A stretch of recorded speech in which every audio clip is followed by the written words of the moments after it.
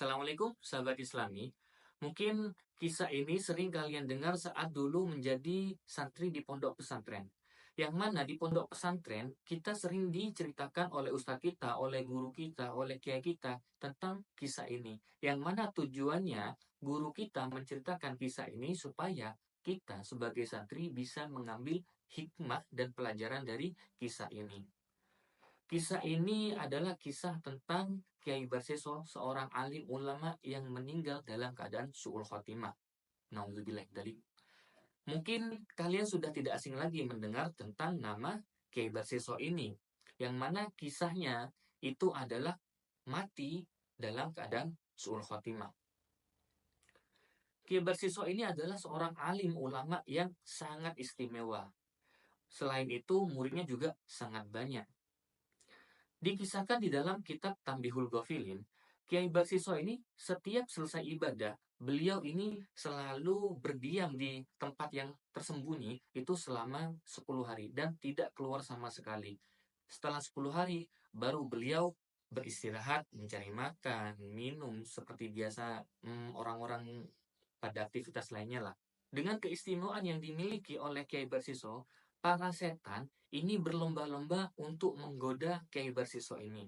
Yang menggoda Kiai Barsiso ini adalah makhluk Allah yang bernama setan.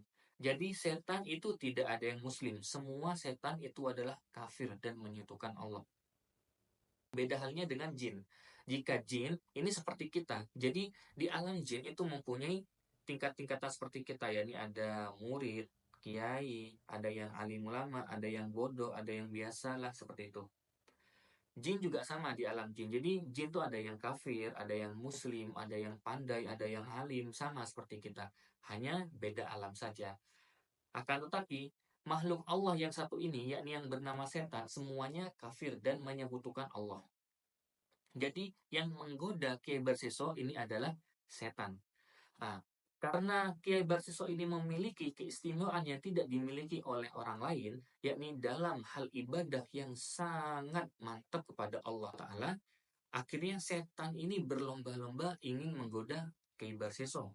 Akhirnya setan putih ini menemui kediaman Kiai Barsiso menjelma sebagai manusia. Akhirnya setan putih ini memanggil Ki Barsiso saat selesai ibadah. Akan tetapi Ki Barsiso ini tidak menghiraukan panggilan dari orang itu. Tak kehabisan akal, si setan putih ini mengikuti apa yang dilakukan oleh Ki Barsiso, yakni beribadah pagi malam tidak berhenti-berhenti. Jadi apa yang dilakukan Ki Barsiso itu juga dilakukan oleh setan putih ini. Akhirnya Ki Barsiso ini melirik kepada orang tersebut karena orang tersebut itu juga kuat. Ibadahnya juga sama seperti Kiai Barsiso, yang mana Kiai Barsiso ini berdiam di tempat itu beribadah kepada Allah selama 10 hari tidak berhenti-berhenti. Sama yang dilakukan oleh setan itu juga sama, beribadah kepada Allah karena mengikuti Kiai Barsiso itu. Kiai Barsiso ini penasaran apa yang telah dilakukan oleh orang itu sehingga orang itu mau beribadah sama seperti dirinya.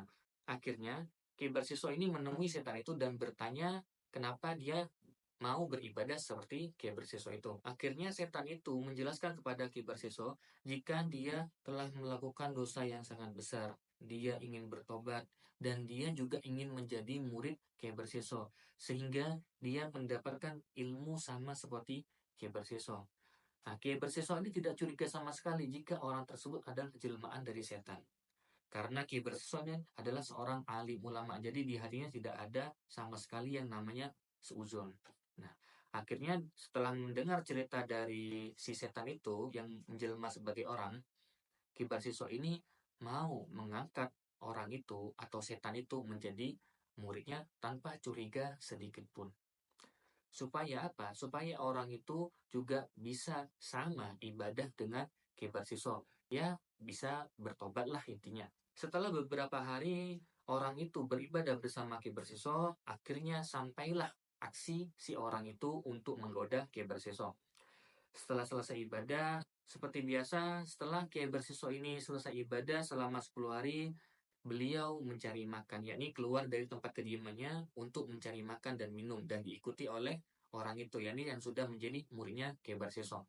Akhirnya setelah selesai ibadah, si setan ini itu melancarkan aksinya untuk menggoda Kyai Barsiso dengan cara membujuk Kyai Barsiso untuk melakukan maksiat.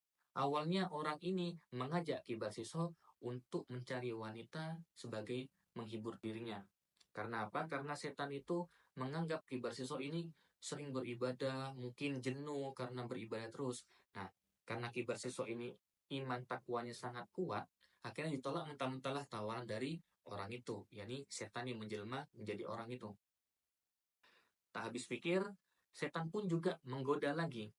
Kalau gitu, gimana kalau kita merampok saja? Ada sebuah warung di tengah hutan, kita merampok uangnya saja supaya uang itu nanti bisa kita ambil untuk makan dan minum. Intinya kebutuhan sehari-hari.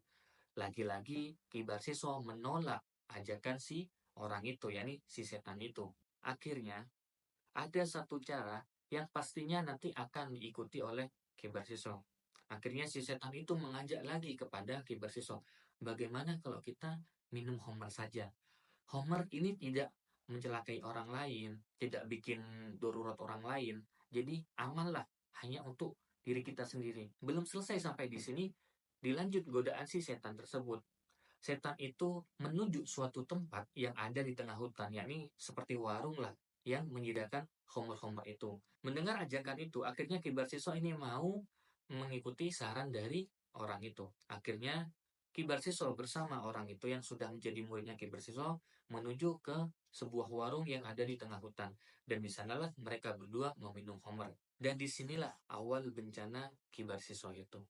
Ki Barsiso ini tidak sengaja kebablasan minum homer. Jadi homer berapa botol dia sudah habiskan. Akhirnya beliau mabuk berat, sudah kehilangan akal sehatnya dia. Karena Ki Barsiso ini sudah ada di bawah pengaruh alkohol, yakni homer yang diminumnya, akhirnya setan ini merayu lagi kepada Ki Barsiso seperti rayuan yang pertama, yakni menggoda perempuan, mencari perempuan lah. Kebetulan penjaga warung itu adalah sebuah wanita muda yang baru menikah dan sangat cantik lah. Akhirnya setan itu membujuk Ki Barsiso untuk melihat wanita itu. Jadi Ki Barsiso yang sudah ada di bawah pengaruh alkohol melihat kecantikan wanita itu, akhirnya Ki Barsiso tergoda dan Ki Barsiso ini menemui wanita itu untuk menggodanya sampai-sampai merayu dan menidurinya.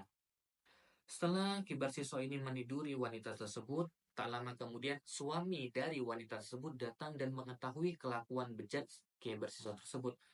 Nah, karena takut ketahuan, setan ini membujuk lagi kepada Ki Barsiso untuk membunuh keduanya, yakni membunuh suami dan istrinya supaya tidak ketahuan aib dari Ki Barsiso ini.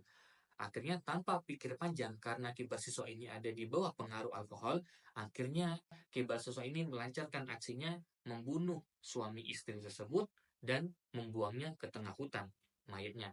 Lalu harta milik si kedua pasangan ini dirampoklah oleh Ki Barsiso itu. Hanya gara-gara minum homer, Ki Barsiso ini melakukan dua maksiat yang tadinya ditolak oleh Ki Barsiso. Yang pertama, yakni bermaksiat meniduri wanita. Yang kedua, membunuh suami istri. Yang ketiga, merampok harta milik suami istri tersebut.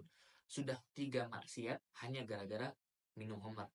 Oleh karena itu, Sayyidina Utsman ini menjelaskan jika homer itu sangat berbahaya karena homer itu adalah ujung dari kemaksiatan. Balik lagi ke kisah Ki Barsiso.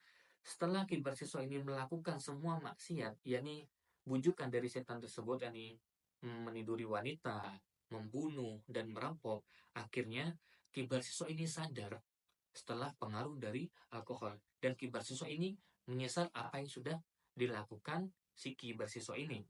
Tak lama kemudian, ada salah satu warga mengetahui kelakuan Ki Barsiso ini yang sudah meniduri wanita dan membunuh juga merampok yang ada di warung itu. Akhirnya warga-warga tersebut berbondong-bondong menangkap Ki Barsiso dan mempasungnya. Setelah Ki Barsiso ini dipasung oleh warga, akhirnya Ki Barsiso ini dibawa ke tengah lapangan dan disalib di tengah lapangan tersebut. Karena warga tahu jika Ki Barsiso ini adalah seorang alim ulama, tapi mengapa kelakuannya seperti itu? Di tengah-tengah hukuman yang dijalani oleh Ki Barsiso, akhirnya setan itu datang kembali, yang mana setan itu yang tadinya yang diangkat menjadi murid Ki Barsiso, yang menjelma sebagai manusia. Disitulah setan itu berterus terang kepada kibar siswa siapa sebenarnya dirinya. Akhirnya kibar siswa menyadari jika selama ini yang bersama dirinya adalah setan yang menjelma sebagai manusia. Akhirnya kibar siswa di situ sudah putus asa karena sudah berbuat maksiat seperti itu. Akhirnya setan itu masih menggoda lagi kepada kibar siswa. Setan itu akan membantu menolong kibar siswa terbebas dari hukuman itu jika kibar siswa mau menyembah si setan itu. Akhirnya kibar siswa ini putus asa dan tidak bisa berbuat apa-apa. Akhirnya kibar siswa ini mau menyembah setan itu. Setan itu hanya menyuruh kibar siswa untuk menundukkan kepala dan memejamkan mata. Itu tanda adalah jika kibar siswa sudah mau menyembah si setan itu. Tanpa berpikir panjang, karena kibar siswa ini sudah putus asa, akhirnya kibar siswa ini mau menyembah setan. Saat kibar siswa ini sudah putus asa dan menyembah setan, akhirnya Allah langsung mencabut kibar siswa itu. Dan kibar siswa itu mati dalam keadaan su'ul khotimah, yakni dalam keadaan murtad, menyembah setan. Nauzubillah min dzalik. Itulah kisah tragis seorang alim ulama yang rajin beribadah, tapi akhir hayatnya dia menyembah setan, yakni mati dalam keadaan murtad, su'ul khotimah. Sahabat Islami, apa yang bisa kita ambil dari kisah ini? Hikmah yang bisa kita ambil, jadi jika kita beribadah kepada Allah, itu selain kita beribadah sepanjang waktu, kita harus juga meningkatkan iman dan takwa kita, akidah-akidah kita. Jadi kita harus mempertajam semua akidah kita, iman dan takwa kita, supaya kita tidak mudah tergoda oleh setan atau yang lainnya. Semoga kisah ini bisa diambil pelajarannya, bisa diambil hikmahnya, dan kisah ini semoga menjadi manfaat. Wallahu a'lam bishawab.